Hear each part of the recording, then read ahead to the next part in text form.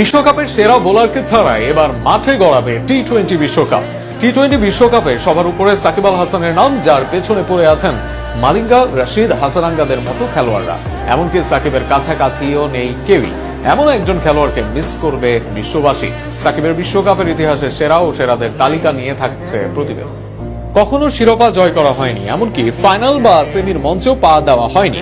টি-20 বিশ্বকাপে সাকিব আল হাসানের দলকে নিয়ে বড় কিছু করতে পারেননি, কিন্তু তাতেই ব্যক্তি সাকিব চলে গেছেন সেরাদের সেরার পর্যায়ে, যেখানে তাকে ছুঁতে পারেননি অনেক বড় বড় ক্রিকেটাররা।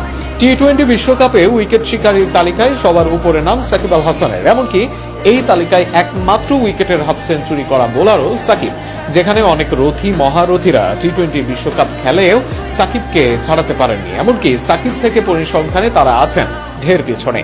টি-20 বিশ্বকাপে সর্বোচ্চ 50 উইকেট বাংলার নবাব সাকিব আল হাসানের। 42 ম্যাচ খেলে এই কীর্তি করেন সাকিব, যেখানে সাকিব গড়ে রান দিয়েছেন 7-এর কম ইকোনমিতে। 6.8 বিশ্বকাপ ইকোনমিতে সাকিব রান দিয়েছেন 20-র কম এভারেজে।